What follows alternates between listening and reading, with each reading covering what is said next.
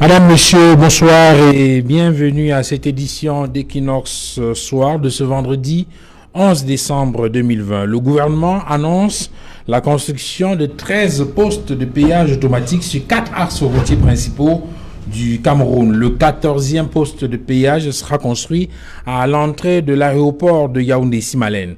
L'annonce a été faite hier par le ministre des Travaux publics. Nganou Djoumessi prenait part à la cérémonie de la pose de la première pierre de la construction du péage automatique de Mbankomo. Il faut noter que l'accord a déjà été passé avec le groupe qui exécutera les travaux. Le ticket sera maintenu à 500 francs CFA et les 14 postes de péage automatique vont générer au trésor public près de 7 milliards de francs CFA dès la première année d'exploitation en 2021. Aujourd'hui, les 45 postes de péage routier qui existent sur l'ensemble du territoire national génèrent environ 5 milliards et demi de francs CFA selon le programme de sécurisation des recettes routières logé au ministère des Finances. Et selon des projections, les recettes routières atteindront environ 54 milliards de francs CFA en 2039, date de la fin du contrat avec le partenaire privé. Rappelons que les travaux sont évalués à environ 34 milliards 700 millions de francs CFA. Madame, Messieurs, à 20h, ce sera la grande édition du journal avec JBB. Derrière le journal, ce sera le débrief, c'est-à-dire la deuxième partie d'Equinox ce soir. Mais tout de suite, le fait du jour.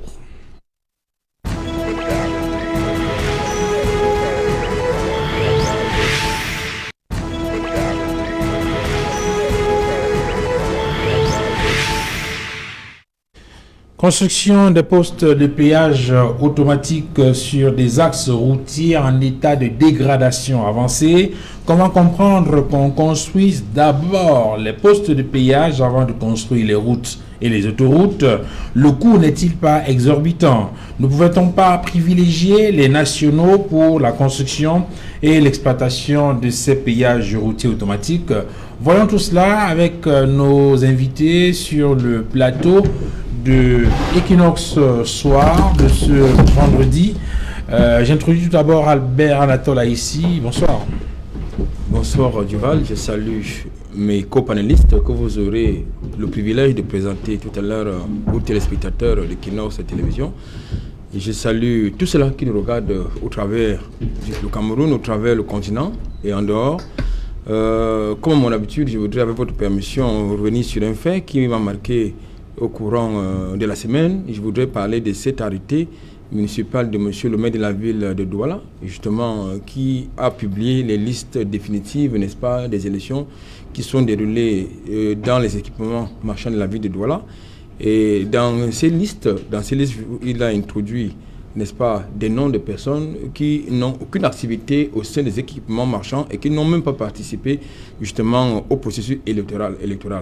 Je pense que là, il s'agit là d'un gros problème qu'il faut absolument régler parce que nous avons, depuis la publication, n'est-ce pas, de cette arrêté municipal, fait un sondage d'opinion qui nous a amené à comprendre que les commerçants sont justement sur le pied de guerre, comme l'a cité ce matin le messager.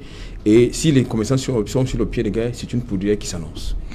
En tout cas, il faudra en même temps prouver qu'ils n'ont aucune activité, qu'ils mènent aucune activité, parce que c'est un sujet qui fait polémique et les enquêtes montrent effectivement que il va falloir revoir ces informations-là parce que le maire, dit-on, s'est bien entouré avant de prendre cet arrêté municipal. En tout cas, on aura l'occasion de revenir sur cette question. J'introduis Joël Franklin Momo. Bonsoir.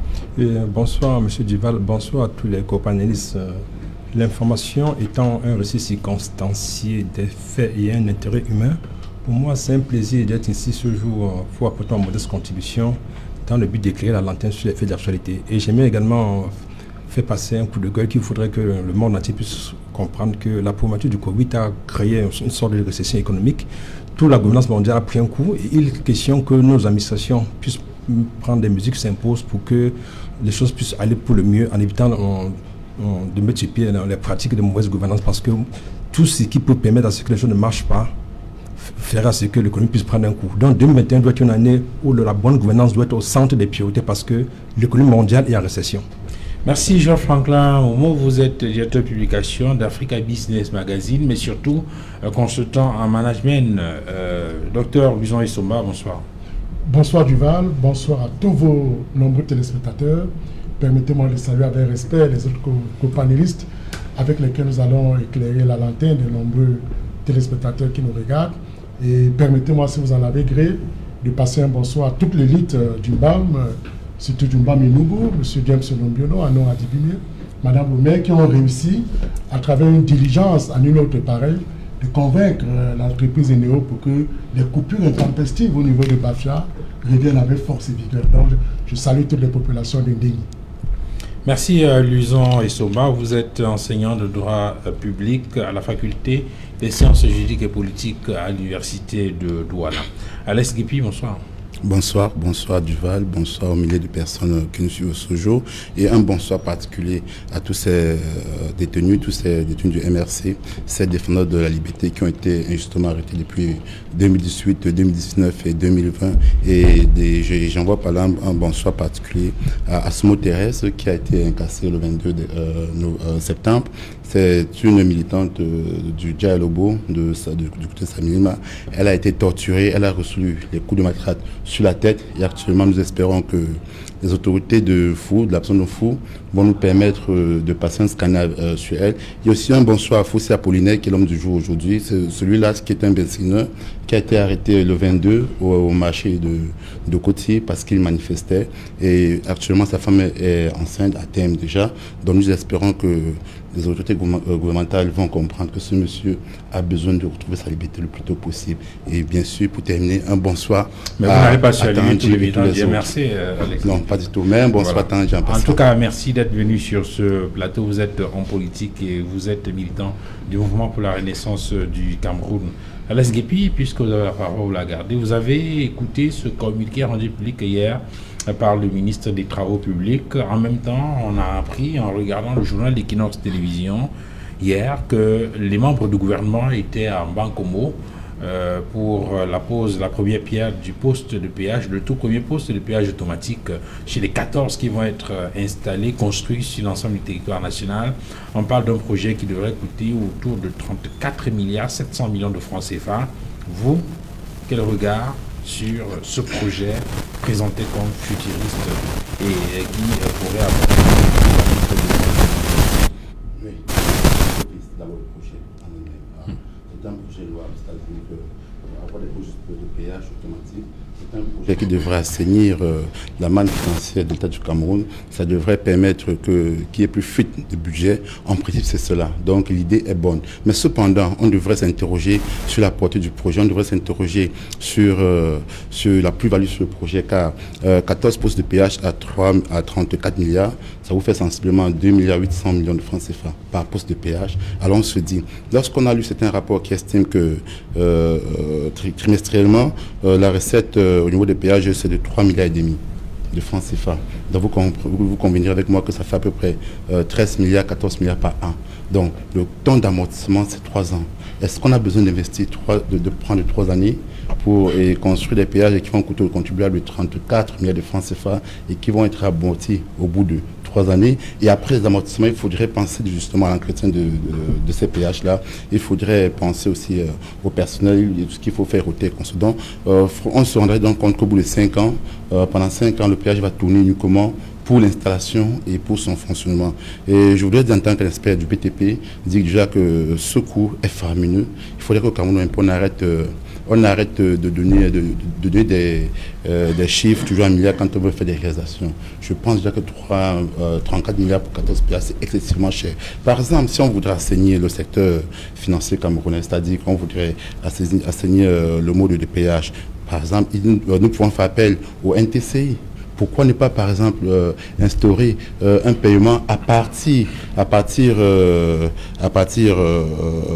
de la carte grise ou bien à partir de l'assurance des véhicules? Il y a des jeunes start-upers qui sont du côté de Boya, Montagne Valley de Boya, qui peuvent créer une application. À partir de la carte grise, c'est-à-dire quoi? Ils peuvent créer des applications. Vous voyez, quand vous allez dans les grands magasins, il y a ce lecteur-là, quand on passe sur des documents pour lire les codes de barre. Ils peuvent créer des applications à ce que dans chaque péage, des gens qui viennent là, avec ce code-là, on peut lire le code de barre sur la carte grise, ou bien on peut lire lire sur l'assurance, et ainsi donc c'est automatiquement enregistré dans un serveur. Mais quelle est la différence? Quelle est la plus-value par rapport? Le problème, c'est que ça coûterait très cher. Et ça va créer de l'emploi directement. Parce que avec moins de 3 milliards, 2 milliards de francs CFA, on va permettre un secteur des start-up qui sont à Buea et ailleurs au Cameroun de... C'est pour vous, au lieu de donner l'argent à cette entreprise qui viendra construire pour 34 milliards, on met cet argent à la disposition des start-up.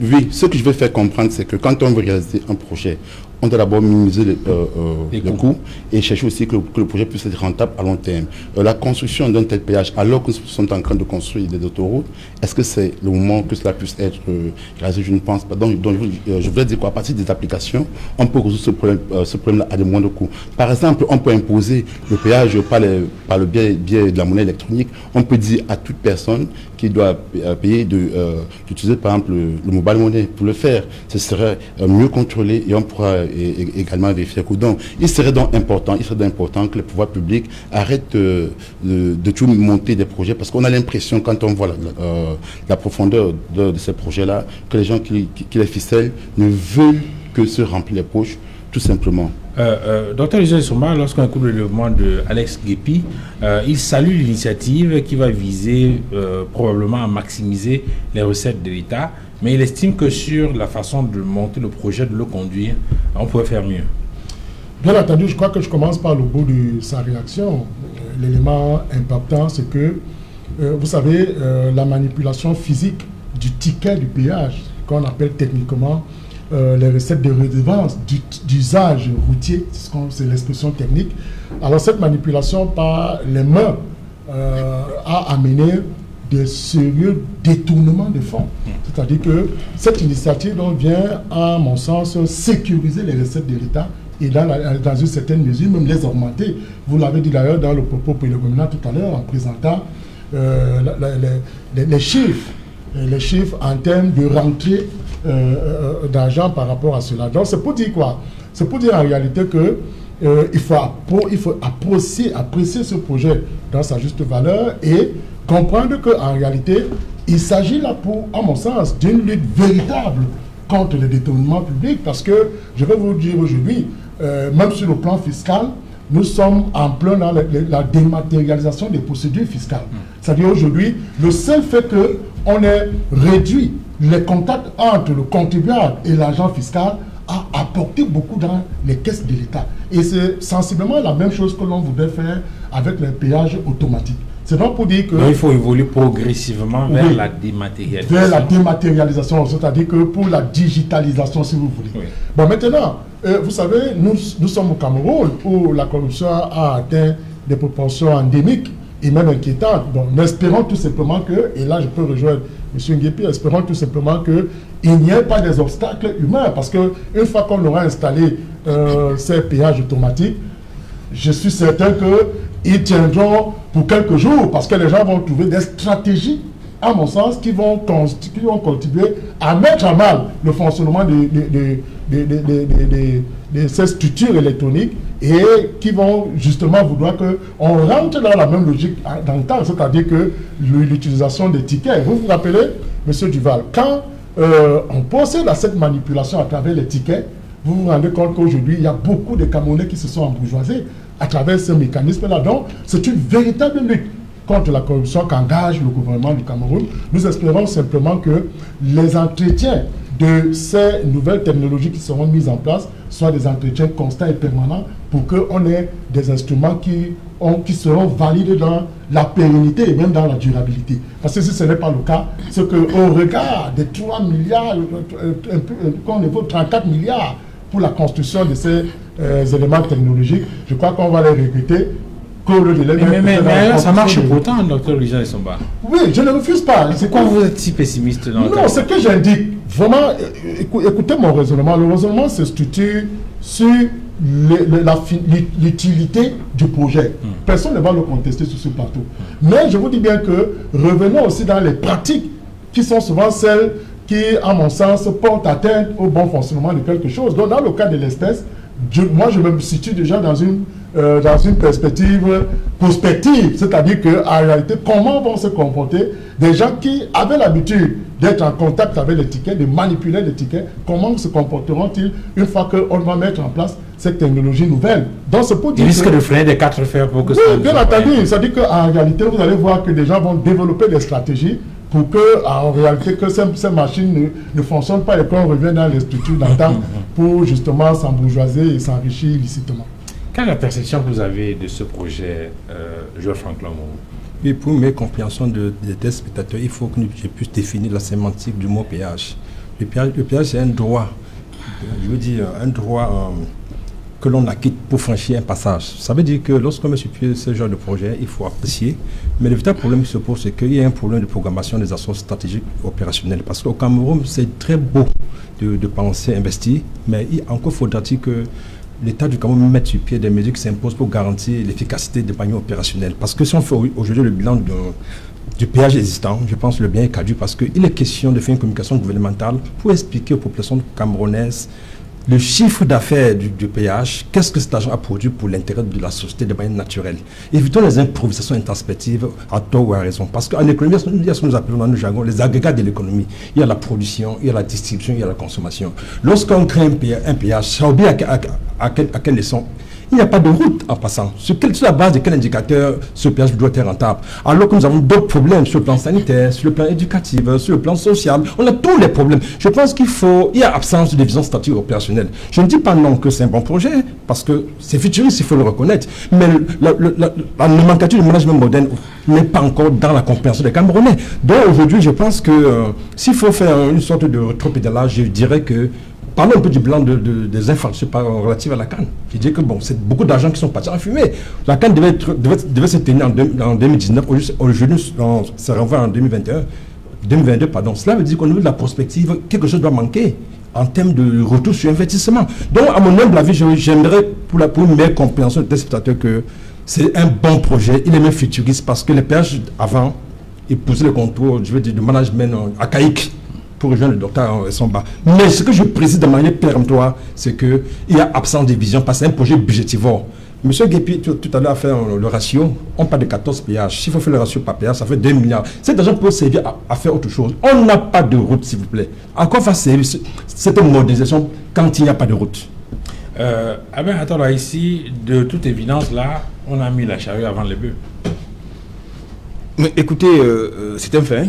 C'est un fait parce que lorsque vous regardez même déjà l'État, n'est-ce pas, des infrastructures routières au niveau des péages, je crois, sur notre tribune, nous en parlions, je crois, la semaine dernière. Donc, je crois qu'il fallait d'abord commencer par le renouvellement, n'est-ce pas, des infrastructures routières. Parce qu'il faut... Une route, c'est quoi? Une route, c'est d'abord une œuvre d'art.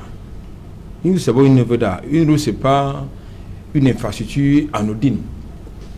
Donc, maintenant, vous mettez donc un nouvel investissement, comme quoi on met, n'est-ce pas, du vin nouveau dans de vieilles outres. C'est-à-dire qu'on met un investissement qui est censé être amorti dans une vieille infrastructure. C'est vrai que ça va être rentable, du moins tout le monde est d'accord que dans la perspective de la modernisation de notre économie, il faut déjà des infrastructures pour au moins deux raisons. La première, et il faut sécuriser les recettes de l'État. La seconde chose, il faut justement digitaliser. Il faut digitaliser justement la gestion, n'est-ce pas, de ces infrastructures-là. Justement, pendant qu'on parle justement de digitalisation, je connais un jeune Camerounais qui a fait une offre de service à un membre du gouvernement justement relativement assez à la digitalisation justement de la gestion des péages. Et qu'est-ce qu'il avait en idée? Il avait en idée qu'on va justement mettre une sorte de code barre, comme l'indiquait tout à l'heure M. Nguipi, sur les cartes grises. Ça va résoudre deux problèmes. Le problème de sécurisation du parc automobile, parce que vous avez des gens qui ont des fausses cartes grises, donc ça va donc régler ces problématiques. La deuxième chose, ça va justement, parce qu'il était question, son idée c'était de mettre des terminaux au niveau des péages. C'est-à-dire que lorsque vous arrivez, eh bien, vous mettez votre carte grise et puis ça pointe directement. Si vous avez un document qui est faux, eh bien, ça signe tout de suite et vous êtes fiché. Ce qui suppose donc... Cela suppose qu'il faut d'abord commencer par l'informatisation des titres de transport. Absolument. Et c'est un projet, on a parlé il y a une décennie aujourd'hui, et qui n'est toujours pas... C'est pas encore visible sur le terrain, sur le papier, ça existe, mais pas encore visible sur le terrain. Donc il faut donc justement sécuriser donc justement les titres de transport, ce qui fait que lorsque justement vous mettez votre carte grise dans ce terminal-là, eh bien, si vous avez une fausse carte grise, ce qui suppose donc qu'on va questionner l'origine de votre voiture, et au prochain péage, vous serez interpellé. Donc, c'était donc ça l'idée. Et j'ose croire que les penseurs, j'allais dire, les initiateurs du projet qui fait débat, qui fait l'objet de cette thématique, ont pensé à cela.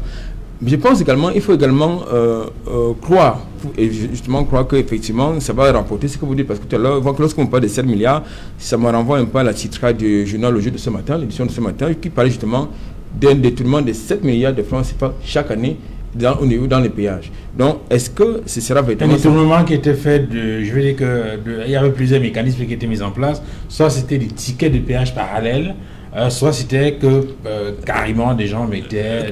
Oui, ça dit que les gens, c'est des tickets de péage parallèles. Vous aviez quelquefois les gens qui venaient, ils donnent 500 francs, ils passent. Donc, ils s'en prennent le ticket. Sans prendre le ticket. Et cet argent-là, ça va dans les caisses de celui qui... Sans oublier que vous avez justement ces agents-là qui pratiquaient de l'usure avec les fonds publics. Parce que la plupart de ces gens, si vous regardez pour la plupart leur mode de vie, je veux dire leur niveau de vie, pour certains, ils ont construit des immeubles. Donc, d'où proviennent donc ces ressources-là. Donc, je pense que c'est déjà une très bonne chose. Mais je pense qu'il fallait commencer par, justement, renouveler les infrastructures routières. Parce que lorsque vous faites Yaoundé, Bafoussam, je ne suis pas certain que vous êtes sûr que vous allez revenir, vous ferez le chemin retour, parce que c'est devenu accidentogène, nos axes routiers. Alex Guipi, il y a ce projet dont vous parlez tout à l'heure, avec ces jeunes start-upers-là. C'est vrai que c'est une question qu'il faut creuser, mais il y a une autre préoccupation. Le péage de Bankomo dont on parle, où on a posé la première pierre, excusez-moi, je pose la question, peut-être que vous avez d'autres informations, et puis on a des confrères journalistes sur le plateau qui pourront nous édifier, et peut-être éclairer notre lanterne là-dessus. Là, on a posé la première pierre du premier poste de péage automatique à Bankomo. C'est sur la nouvelle route ou bien c'est sur l'autoroute en construction?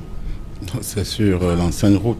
Et c'est là où le bas blesse, parce que Douala-Yaoundé, c'est 3 postes de péage. Donc nous conviendrons que la nouvelle autoroute qui sera construite aura aussi 3 postes de péage. Mais elle sera plus grande, plus large. Parce que quand vous voyez les plans qui ont été faits, ces dessins-là, ces schémas qu'ils ont fait ça. Mais s'expliquer, c'est un peu comme si ce sera des postes de péage automatiques mobiles. Non, c'est fixe. Non, c'est fait d'un matériau définitif. Les briques du béton, ce sont des matériaux définitifs. Nous ne sommes pas faits en matériaux provisoires, bien en matériaux qui peuvent se déplacer, comme de la ferraille et consorts. Donc, il faudrait donc dire que ces péages-là sont faits sur une portion de route de une voie. Donc, quand on va transférer ça sur l'axe de la Yaoundé, sur l'autoroute, vous allez voir, ils vont vous dire non, ça fera plutôt 6 péages. C'est-à-dire, au lieu que nous soyons à 8 milliards de francs CFA, le coût que doit coûter 3 péages entre Douala et Yaoundé, nous sommes à 16 milliards de francs CFA, tel qu'on construit au Cameroun.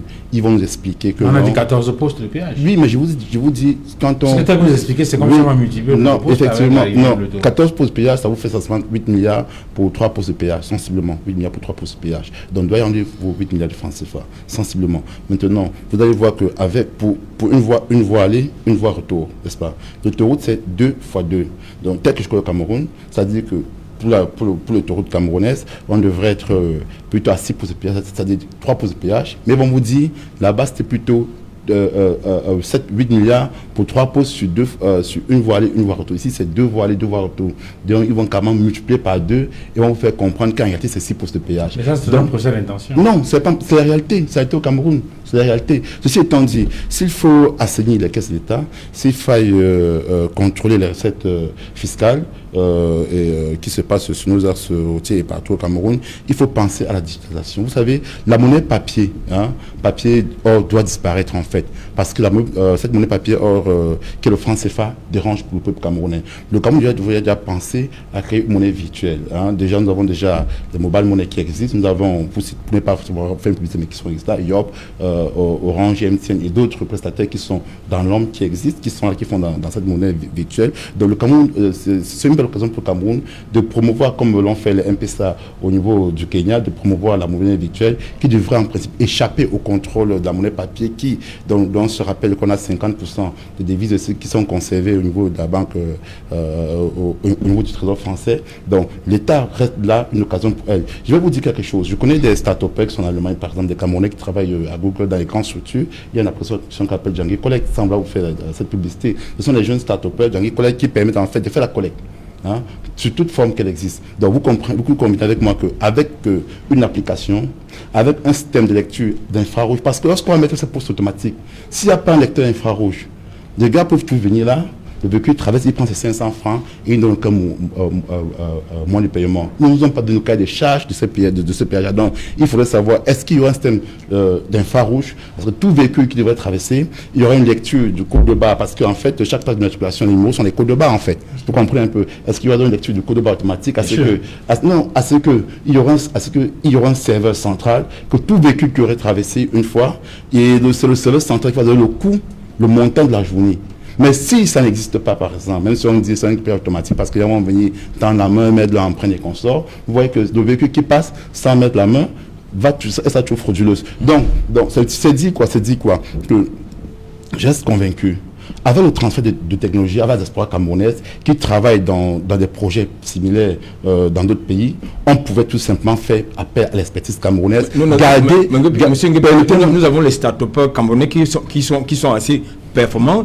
Tout à l'heure, je vous ai donné un exemple. Bien sûr. Vous avez même les start-upers camerounais qui ont travaillé dans la digitalisation du fameux projet de couverture santé universelle, mais malheureusement, les projets sont plagiés. Et vous sont mis à l'écart. Je vous ai parlé d'un start-up qui s'appelle Jules Guillain, qui a créé une start-up à Academia, qui permet par exemple de payer les frais de scolarité. C'est un Camerounais. Vous avez plusieurs gars qui sont à Boya, qui créent plusieurs applications. Donc je vous dis, avec start-up camerounais, avec ces start-up et ces applications, on peut facilement résoudre ce problème à moindre coût. Okay. Et par là même, donner une nouvelle initiative et créer une nouvelle forme d'emploi. Parce qu'à Boya, par exemple, vous avez des gars qui font un travail fabuleux, ils font un travail merveilleux.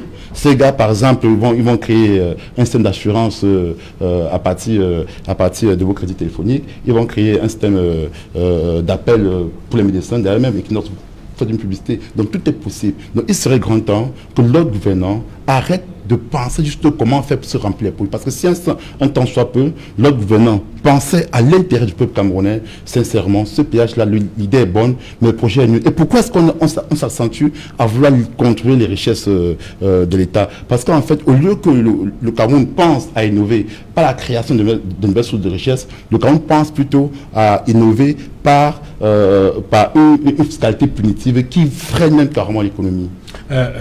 Dr. Jessomba, à la fin, il y a certainement, j'imagine, des gens en train de nous regarder, des compatriotes, ils se disent, mais finalement, qu'est-ce qu'ils veulent les Camerounais?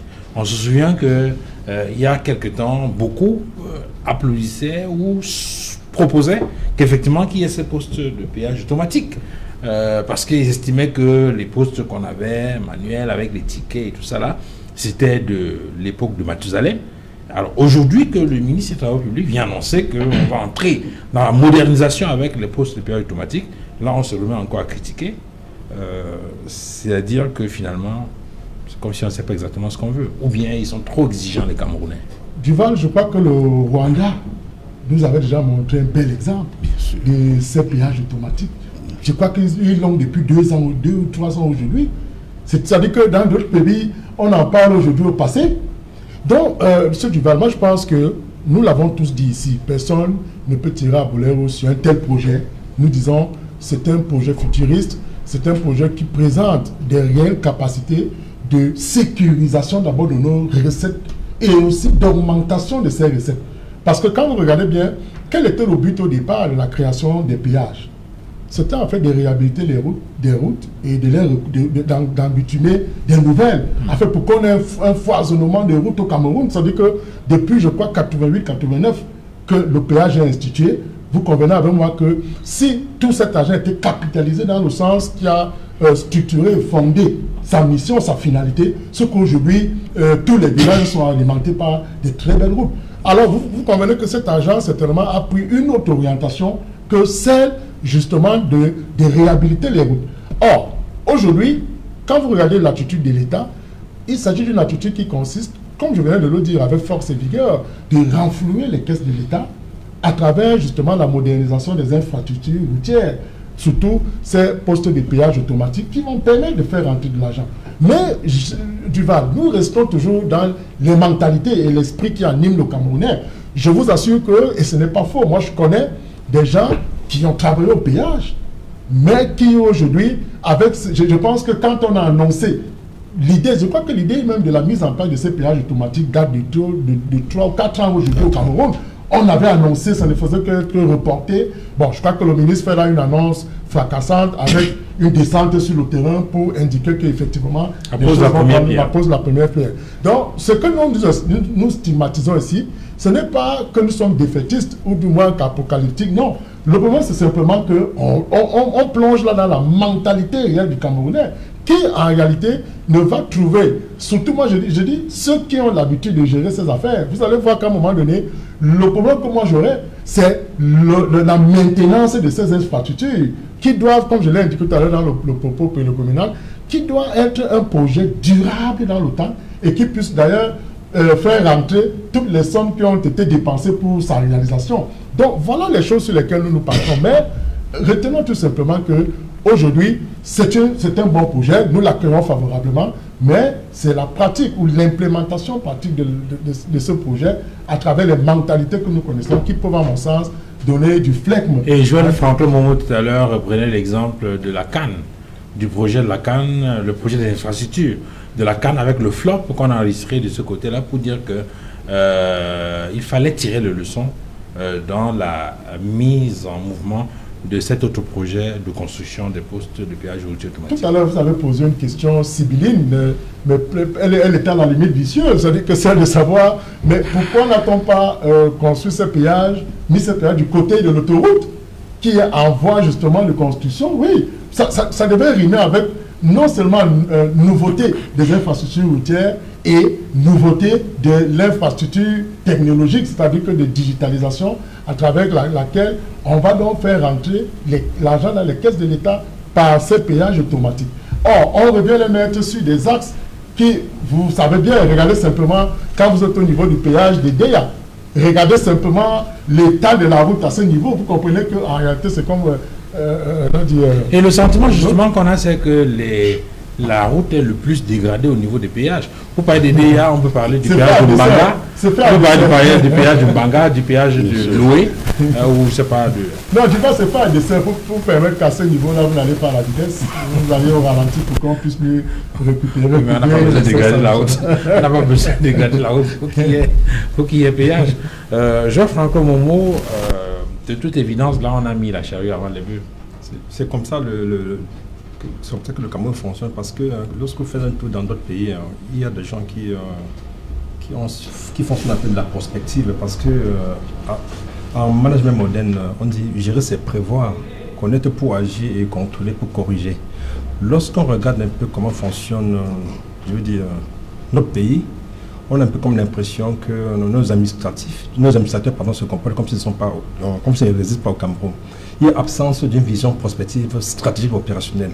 Pour la mise sur pied d'une initiative de cette envergure que nous apprécions sur ce plateau, il y a ce que nous appelons l'étude de faisabilité. C'est-à-dire que quels sont les mécanismes qui vont permettre à ce que ces péages puissent être rentables sur le plan de la consommation de cet outil. On regarde un peu le trafic routier. Est-ce que les routes circulent? Est-ce qu'il y a de bonnes routes? J'ai dit non. On regarde maintenant la manière dont ces ressources seront gérées. Et on fait un bilan un peu rétrospectif pour voir les autres entités qui ont été créées et qui n'ont pas fait pignon sur rue. On peut peut-être comprendre qu'on regarde ces indicateurs que ça ne peut pas permettre à ce que le peuple atteigne les objectifs. Parce que en économie, on parle des agrégats, et je reprécise de manière en insistant là-dessus, parce que tout projet qui ne crée pas de la valeur ajoutée est un projet qui n'a pas de sens. Dites-moi un peu, lorsque vous regardez un peu ce projet qui semble être pertinent, personne ici n'en ignore, est-ce que ce projet sera générateur de revenus? J'ai dit non, puisque en termes de création d'emplois, il n'y a pas de création d'emplois. Quand on parle d'agrégat économique, on parle de la production, on parle de la distribution, on parle de la consommation. Dans la production, c'est ceux qui travaillent On parle du péage. C'est vrai qu'il faut, on a le numérique, hein, il faut s'arrimer à l'international, il faut moderniser le système de management moderne. Mais encore faudrait-il que cette évolution puisse avoir une influence significative au niveau de la croissance du pays, puisqu'il y a ce qu'on appelle l'effet multiplicateur. C'est-à-dire que le projet X a permis à ce qu'on puisse avoir des ressources, on appelle ça dans le jargon l'accumulation des capitaux, pour faire une planification et créer d'autres projets. Mais je suis convaincu que M. Duval, que chemin faisant, si on va se retrouver ici à Equinox, peut-être après un an que ce projet a été mis en place, je suis convaincu qu'il n'y aura pas des miracles à observer, parce que lorsqu'on fait un bilan de manière générale des investissements qui ont été faits au Cameroun, dans le temps et dans l'espace, ces projets-là n'ont pas créé de grandes choses. Là, ici, il y a donc la question du coût qui paraît exorbitant, 34 milliards 700 millions de francs CFA, mais il y a aussi qu'on se dit on aurait pu peut-être confier ce projet à des nationaux. Permettez-moi de faire une légère digression pour la compréhension, n'est-ce pas, des téléspectateurs, pour indiquer que là, c'est pour répondre à la préoccupation de mon confrère Franklin. Ce projet a deux vocations. La première, c'est de sécuriser les recettes de l'État. La seconde, c'est de gérer les problèmes de congestion au niveau des péages. Donc, ils ne sont pas dans la perspective de créer des emplois, comme vous pensez. Non, monsieur, permettez un peu que je dise quelque chose de très important. Lorsqu'on parle de la création des investissements, cela doit déboucher tout projet qui ne peut pas permettre de créer de la plus-value. Avoir une influence au niveau de la réduction du chômage, c'est un projet qui n'a pas de sens, c'est un projet budgétivement, monsieur Mata ici. C'est les agrégats de l'économie qui indiquent, c'est pas moi, allez dans les livres s'il vous plaît. Je ne conteste pas votre analyse. Voilà, maintenant je vous fais comprendre que ce projet, selon sa conception, par, n'est-ce pas, les initiateurs, notamment le gouvernement, n'a pas vocation à créer les emplois dans le sens dans votre compréhension. Ça a vocation à sécuriser prioritairement les recettes de l'État. Deuxièmement, à gérer les problèmes de congestion, parce que chaque fois que vous arrivez, par exemple, au niveau du péage, de l'IDEA, si vous venez du côté de Yaoundé ou bien du côté de voilà, à certaines heures, c'est 17 heures. Est-ce qu'il y avait de l'urgence? Est-ce qu'il y avait de l'urgence? Non, puisqu'on a beaucoup de choses à faire. C'est notre débat. Maintenant, pour revenir à votre question, il faut également préciser. Encore que même sur la création de l'emploi, il faut assurer la maintenance de ce poste de péage. Justement, c'est ça. Je pense que dans le communiqué du ministre des Travaux publics, il ressort qu'il s'agit d'un partenariat public-privé. C'est-à-dire qu'il s'agit justement, je veux dire, le maître d'œuvre. Le maître d'œuvre c'est lui qui apporte les financements, c'est lui qui assure la conception, c'est lui qui assure, n'est-ce pas, la maintenance, c'est lui qui assure la construction. Probablement que ça va créer de l'emploi, mais pas beaucoup d'emplois. Voilà. Maintenant, mais sauf que... Tel que souhaité par Georges Franklin. Disons, non, je suis en train de répondre à la diplomatique. C'est quand même 30 milliards. Hein. 30 milliards. Je suis en train de vous dire que... 34 milliards. Je pense qu'il s'agit d'un projet qui doit être amorti par, justement, la rentabilité même des péages. Ce n'est pas l'argent qui va, à mon sens, dans ma compréhension du communiqué du ministre des Travaux publics, ce n'est pas l'argent qui va être, une fois de plus, puisé, n'est-ce pas, dans la poche du contribuable camerounais. Il s'agit d'un projet qui va être rentabilisé à l'effet, justement, d'amortir justement cet investissement et d'amortir justement le financement relatif. On est dans une sorte de système BOT. Disons ça comme ça parce qu'ils ont parlé, puisque le ministre des Travaux publics parle de partenariat public-privé. Okay. Donc, au regard justement du fait qu'il ne faut pas trop solliciter le trésor public qui actuellement commence à avoir des signes de supplément. Skepi, on aurait pu faire un truc 100% camerounais. Oui, je tiens d'abord à donner un chiffre. D'abord, je conteste quand vous dites qu'un partenariat public-privé n'est pas, ça ne pèse pas au contribuable, ça pèse au contribuable. Parce que ceux qui vont réaliser ce partenariat-là, il va falloir qu'ils rentrent en possession de l'argent, soit par l'agement fiscal, soit par la gestion du péage pendant X temps. Donc au final, permettez-moi, au final, c'est le contribuable qui souffre. Ne faisons pas comme si les partenaires privés permettent simplement d'activer et de rapidement réaliser les projets, mais le privé ici là est le fournisseur du financement, c'est lui le bailleur de fonds tout simplement, mais il doit toujours entrer en possession de ces fonds. Ce que je voudrais dire, c'est que ce péage ne va créer aucun emploi. Aucun emploi. Parce qu'en principe, le but du péage est le but du péage serait en fait de minimiser les emplois. C'est la robotisation. C'est ça qui est question.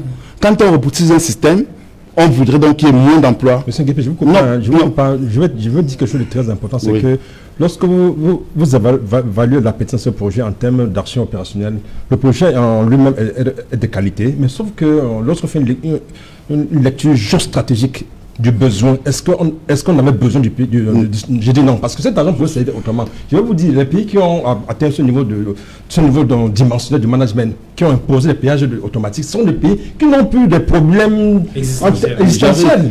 C'est ça qui est question. Oui, et je suis d'accord avec vous justement, parce qu'en fait, quand on parle de robotisation de structures, ça veut dire quoi? Si par exemple une structure embauche 10 personnes, on voudrait par exemple qu'on tombe à 3-4 personnes. Et donc, du coup, on veut donc valoriser dans le salaire des 3-4 personnes, afin que ceux qui travaillent soient mieux formés et plus qualifiés. C'est ça que les questions. Or, Cameroun, le SMIC est à 36 500 francs. Donc, un poste de payeur en principe, à l'état actuel, peut embaucher à peu près 20 Camerounais. Avec cette plateforme qui serait mise, avec ce système-là, le poste de péage devrait péter. Non, c'est le fait. Si le projet est bien mené, et si on parle de péage automatique, on devrait embaucher moins de personnes, mais des personnes plus qualifiées. C'est ça que les questions. On ne se leurre pas. C'est ça c'est sa finalité. Donc déjà, pour un pays qui peine à créer de l'emploi, je ne pense pas que le projet était opportun. Non, il n'y avait pas opportunité. Permettez-moi, s'il vous plaît. Ce n'était pas opportun. Parce que de un, il y a aussi des valeurs ajoutées. Vous savez, quand vous avez au péage, par exemple, les gens, il y a des enfants qui vendent, là, des mamans qui vendent des choses comme ça. Qu'a-t-on prévu pour ces personnes-là? Est-ce que dans ces 34 milliards, on a prévu dans des espaces où des véhicules pourront garer et permettre à ces activités secondaires qui se créent de continuer à se attendons, on va wait-and-see. Ça, c'est autre chose. Maintenant, avant de continuer, je ne sais pas, Albert voulait ajouter quelque chose avant de permettre de... Non, il a dit, tout à l'heure, il a dit quelque chose qui n'est pas tout à fait exact. Tout à l'heure, je voudrais repréciser quand même un conseil. Apparemment, j'étais très mal compris. Je suis en train de dire que la vocation de ce projet c'est pas pour... Parce qu'il ne faut pas qu'on dise une chose aujourd'hui, le lendemain, quand on fait exactement ce que vous voulez, vous commencez à contredire ou bien, à faire le bashing dessus. Non, je voulais dire que nous parlons de la déperdition des recettes de l'État. Tout à l'heure, j'ai convoqué expressément la une du journal Le Jour de ce matin, qui parlait de 7 milliards de francs CFA détournés chaque année dans les péages. Je crois que c'est ce genre de chiffres, et je suis certain que le jour a minoré même ces chiffres. Donc nous ne pouvons pas en même temps condamner les déperditions de recettes à travers soit la corruption, la fraude ou le détournement, et en même temps dire qu'on doit pouvoir... Je pense qu'il ne faut pas dire qu'il faut digitaliser, et en même temps dire qu'il faut sauver les emplois. Non. Il faut qu'on sache où on va. Non, je pense que... il faut qu'on soit cohérent. Permettez-moi. C'est mon temps de parole. Il faut qu'on soit cohérent. Albert. Il faut qu'on soit cohérent. Pour dire que si on digitalise, ça veut dire qu'on efface la ressource humaine, c'est-à-dire la matérialisation. Si on digitalise, ça veut dire qu'on met de côté la matérialisation. Donc on dématérialise. Autrement dit, on va vouloir le beurre, l'argent du beurre. Oui, voilà. Ce que je voudrais vous faire comprendre, je suis d'accord avec vous, n'est-ce pas? C'est quoi? En fait, donc, s'il fallait digitaliser, est-ce que tel qu'ils ont choisi serait la meilleure offre? C'est ça que les questions. Parce que le coût exorbitant, on pouvait peut-être avec même 5 milliards réaliser cette digitalisation. C'est le problème qui se pose. Non, c'est possible, sincèrement. Pourquoi je vous le dis? Permettez-moi, je vais vous le dire. D'abord, ce projet n'aurait jamais été financé par le FMI ni la Banque mondiale. Parce qu'en fait, l'impact sur les populations environnementales est fait. Permettez-moi, je vous dis, ce projet n'aurait pas été financé. Et c'est ce qu'il est en train de vous rappeler. Parce qu'en fait, l'impact du projet sur les populations environnementales est minimal. Pour ce projet-là, rappelons-nous pour le stade camerounais, le stade c'est 16 000 francs. En fait, 16 000 francs vous renvoie sensiblement le mètre cube du béton à 1 million de francs CFA, à 1 500 000 francs CFA. Alors qu'en principe, le mètre cube du béton au Cameroun est de l'ordre de 220 à 180 000 francs CFA. Pour ce PHC, quand on voit par exemple ces plans qui sont réalisés, le mètre cube du béton coûte presque 200 millions de francs CFA. Le sac de ciment, ça va avoisiner carrément les 200 000 francs CFA. C'est ce qu'on dit pour le Camerounais. Hein. Quand on voit par exemple ces plans qui sont réalisés, pour ce PH-là, non, mais je vous ai dit que je ne vais pas avoir un expert de BTP. Quand on voit cela, c'est 2 maisonnettes qui sont réalisées.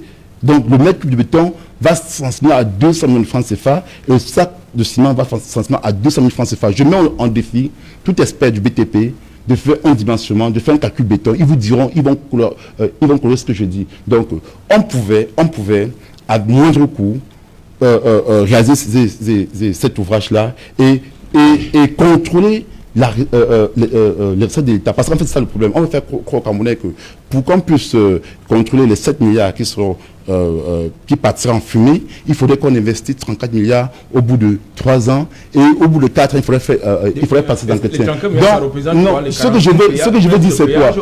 Dans un projet gouvernemental, le but premier, c'est le meilleur projet, mais à faible coût.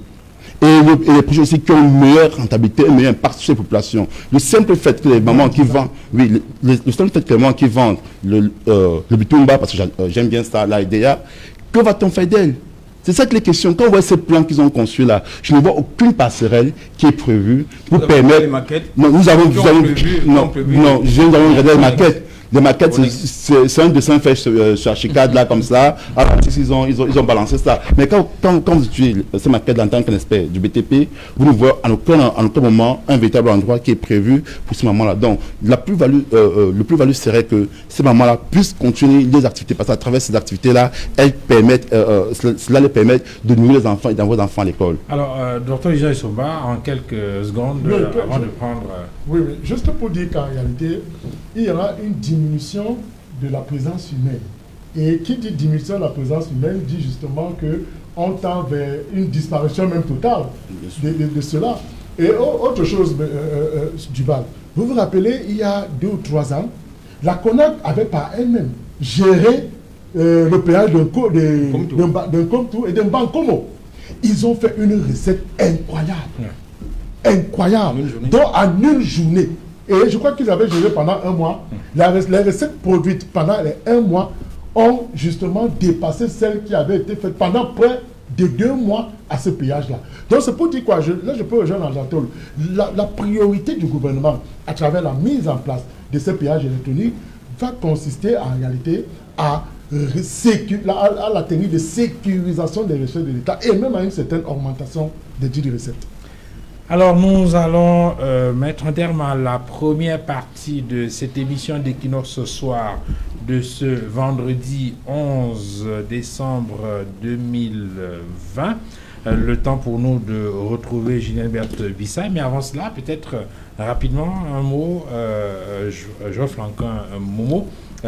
On parlait tout à l'heure de la nécessité de nationaliser au maximum ces projets de développement économique. Ça aurait été les Camerounais à 100% que ça aurait été plus intéressant. Vous savez, toutes les grandes nations qui ont développé une économie dynamique capable de pouvoir imposer le temps à l'extérieur, ce sont des nations qui ont su imposer une forme de protectionnisme. Je pense que la Chine est une parfaite illustration, donc il va falloir que nous puissions être cohérents. Qu'est-ce que le Cameroun doit devenir d'ici 10-15 ans? Il faut travailler dans la prospective. Donc, à mon humble avis, je pense qu'il faut des questions de pouvoir soutenir les capitaines d'industrie locaux qui puissent être capables de pouvoir créer des champions. Vous savez, en économie, lorsque vous mettez sur pied un environnement qui permet à ce que les fils d'un pays puissent travailler, ça crée ce qu'on appelle l'accumulation des capitaux. Alors, je suis obligé de vous interrompre. La diversification de l'économie. Je suis obligé de vous interrompre pour retrouver JBB sur le plateau du 20h. Julien-Berthe Bissay, bonsoir. Bonsoir Duval Fongwa. Les grandes articulations de la grande édition de 20h dans quelques minutes. 2 sujets au menu de ce 20h. Tout d'abord, le rapport de Amnesty International sur la violation des droits humains au Cameroun. Cette ONG dénonce les arrestations arbitraires et incarcérations des militants du MRC le 22 septembre dernier. Elle recommande vivement au gouvernement d'y mettre définitivement un terme. Et puis, crise au sein de la FECAFOOT, Ligue de football professionnel. Ce sujet était au cœur des débats à l'Assemblée nationale. Dans son discours de clôture, le président de l'Auguste Chambre, Kavaye Guédibril, a interpellé les dirigeants de ces 2 institutions à mettre définitivement ou à enterrer la hache de guerre pour le bon fonctionnement du football camerounais. Vous l'écouterez dans le journal de 20h Duval. Voilà, merci Julien-Berthe Bissay. On vous retrouve donc dans quelques minutes pour la grande édition du soir. Et juste derrière vous, ce sera le débrief, la deuxième partie d'Equinox ce soir. Madame, Monsieur, restez en compagnie des programmes d'Equinox Télévision.